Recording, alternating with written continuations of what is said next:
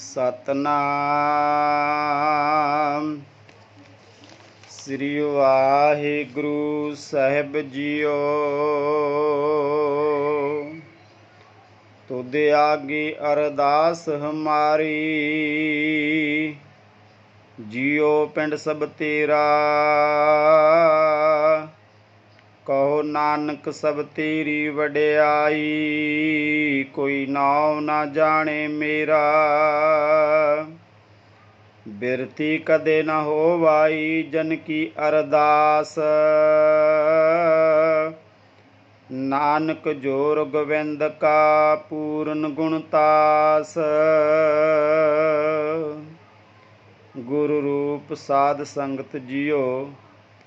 सतगुरु जी गुरबाणी अंदर फरमान करते हैं, बिरती कदे ना होवाई जन की अरदास।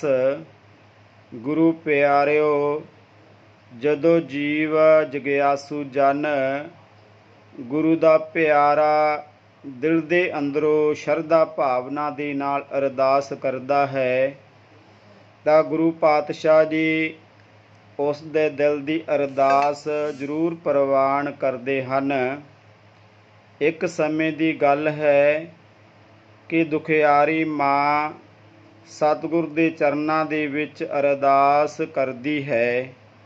अरदास की करदी है? आओ कुछ समय वास्ते बिरती एकागर करके ध्यान नाल सरवण करो। ये कहानी एक नाम जपण वाली, गुरु ते भरोसा रखण वाली बीबी दी है, जिस दा विआह मनमुखां दे घर विच हो जांदा है। ओए सब उस अकाल पुरख दी रजा मर्जी समझदी होई उस मनमुखां दे घर विच अपना जीवन बतीत करदी है। कुछ समय बाद उस भैन दे घर एक बच्ची पैदा हुंदी है, जिस नूं देख के उस दे सहुरा परिवार दे सारे जी बहुत दुखी हुंदे हन। उस दी सस दे कहण ते उस दे घर वाला बहुत वड्डा पाप करन लई तैयार हो जांदा है, भाव कि उस नवजन्मी बच्ची नूं मारन लई तैयार हो जांदा है। समा मिलन ते ਉਹ ਬੱਚੀ ਨੂੰ ਉਠਾ ਕੇ ਝਾੜੀਆਂ ਦੇ ਵਿੱਚ ਸੁੱਟ ਆਉਂਦਾ ਹੈ। ਜਦੋਂ ਇਸ ਗੱਲ ਦਾ ਉਸ ਭੈਣ ਨੂੰ ਪਤਾ ਲੱਗਦਾ ਹੈ ਤਾਂ ਉਹ ਉਸ ਦੇ ਹੋਸ਼ ਉੱਡ ਜਾਂਦੇ ਹਨ। ਚਾਰੇ ਪਾਸੇ ਚਾਰ ਛਪੇਰੇ ਲੱਭਣ 'ਤੇ ਵੀ ਜਦੋਂ ਉਸ ਨੂੰ ਉਹ ਬੱਚੀ ਨਹੀਂ ਮਿਲਦੀ ਤਾਂ ਉਹ ਦੁਖੀ ਹੋ ਕੇ उस अकाल पुरख अगे अरदास बेनती करती है कि हे प्रभु परमात्मा, मेरी बच्ची जिथे भी है उस दी रखिया करनी।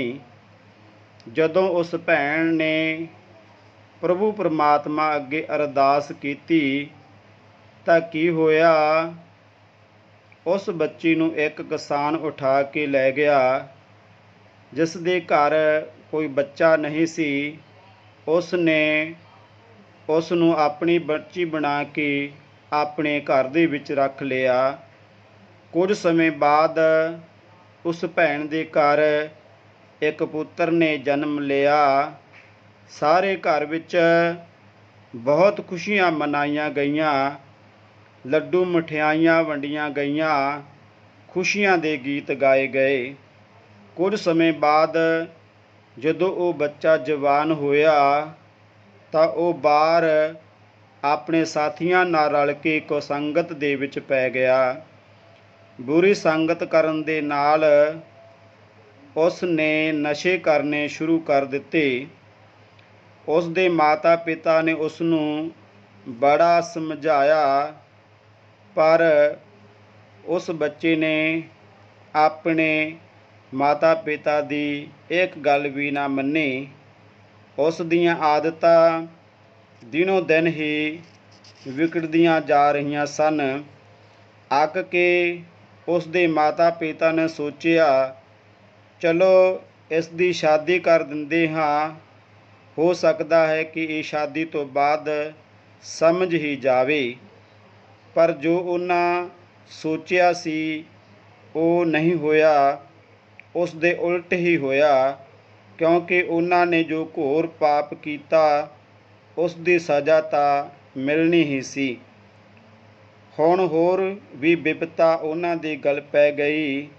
ਜਿੱਥੇ ਉਹ ਆਪਣੇ ਪੁੱਤਰ ਇਕੱਲੇ ਦਾ ਖਰਚਾ ਝੱਲਦੇ ਸਨ, ਉੱਥੇ ਉਹਨਾਂ ਨੂੰ ਉਸ ਦੇ ਘਰਵਾਲੀ ਦਾ ਵੀ ਖਰਚਾ ਝੱਲਣਾ ਪੈ ਗਿਆ। ਅਖੀਰ ਤੰਗ ਆ ਕੇ ਉਸ ਦੇ ਪਿਤਾ ਨੇ ਉਸ ਨੂੰ ਖਰਚਾ ਦੇਣ ਤੋਂ ਇਨਕਾਰ ਕਰ ਦਿੱਤਾ ਤਾਂ ਉਹਨਾਂ ਦਾ ਘਰ ਵਿੱਚ ਲੜਾਈ ਝਗੜਾ ਹੋਣਾ ਸ਼ੁਰੂ ਹੋ ਗਿਆ। ਹੌਲੀ ਹੌਲੀ ਹਾਲਾਤ ਇੰਨੇ ਵਿਗੜ ਗਏ ਕਿ ਇੱਕ ਦੂਜੇ ਨੂੰ ਮਾਰਨ ਤੱਕ ਗੱਲ ਪਹੁੰਚ ਗਈ। ਇੱਕ ਦਿਨ ਉਹਨਾਂ ਦੇ ਘਰ ਝਗੜਾ ਇੰਨਾ ਵੱਧ ਗਿਆ ਕਿ ਉਹਨਾਂ ਦੋਵਾਂ ਜੀਵਾਂ ਨੇ ਰਲ ਕੇ ਆਪਣੇ ਬਾਪੂ ਨੂੰ ਕੁੱਟ-ਕੁੱਟ ਕੇ ਬੇਹੋਸ਼ ਕਰਕੇ ਉੱਥੇ ਹੀ ਸਿੱਟ ਆਂਦਾ ਜਿੱਥੇ ਉਸਨੇ ਆਪਣੀ ਨਵ ਜੰਮੀ ਬੱਚੀ ਨੂੰ ਸੁੱਟ ਕੇ ਆਂਦਾ ਸੀ। ਅਚਾਨਕ ਹੀ ਉੱਥੇ ਉਹ ਬੱਚੀ ਆ ਜਾਂਦੀ ਹੈ। ਇੱਕ ਬਜ਼ੁਰਗ ਨੂੰ ਬੇਹੋਸ਼ ਪਿਆ ਦੇਖ ਕੇ ਉਹ ਉਠਾ ਕੇ ਉਸ ਨੂੰ ਹਸਪਤਾਲ ਲੈ ਜਾਂਦੀ ਹੈ, ਜਿੱਥੇ ਉਹ ਆਪਣਾ ਖੂਨ ਦੇ ਕੇ ਉਸ ਬਜ਼ੁਰਗ ਦੀ ਜਾਨ ਬਚਾਉਂਦੀ ਹੈ। ਜਦੋਂ ਉਹ ਠੀਕ ਹੋ ਜਾਂਦਾ ਹੈ ਤਾਂ ਉਹਨਾਂ ਦਾ ਸਾਰਾ ਪਰਿਵਾਰ ਉਸ ਨੂੰ ਘਰ ਛੱਡਣ ਵਾਸਤੇ ਆਉਂਦੇ ਹਨ। ਜਦੋਂ ਉਹਨਾਂ ਨੂੰ ਇਸ ਗੱਲ ਦਾ ਪਤਾ ਲੱਗਦਾ ਹੈ ਕਿ ਉਹ ਜੋ ਲੜਕੀ ਕਿਸੇ ਹੋਰ ਦੀ ਨਹੀਂ ਹੈ, ਇਹ ਤਾਂ ਉਹੀ ਲੜਕੀ ਹੈ ਜਿਸ ਨੂੰ ਉਹ ਝਾੜੀਆਂ ਦੇ ਵਿੱਚ ਸੁੱਟ ਕੇ ਆਏ ਸੀ, ਇਹ ਗੱਲ ਦਾ ਪਤਾ ਲੱਗਦਾ ਸਾਰ ਹੀ ਉਹ ਮਾफ़ੀ ਮੰਗਦਾ ਹੈ ਅਤੇ ਹੋਰਾਂ ਲੋਕਾਂ ਨੂੰ ਵੀ ਇੰਝ ਆਖਦਾ ਹੈ, ਇਹ ਦੁਨੀਆ ਦੇ ਲੋਕੋ, ਧੀਆਂ ਦਾ ਸਤਿਕਾਰ ਕਰੋ। ਇਹ ਪੁੱਤਰਾਂ ਤੋਂ ਨਾ ਘੱਟ, ਇਹਨਾਂ ਨਾਲ ਓਨਾ ਹੀ ਪਿਆਰ ਕਰੋ। ਵਾਹਿਗੁਰੂ ਜੀ ਕਾ ਖਾਲਸਾ, ਵਾਹਿਗੁਰੂ ਜੀ ਕੀ ਫਤਿਹ।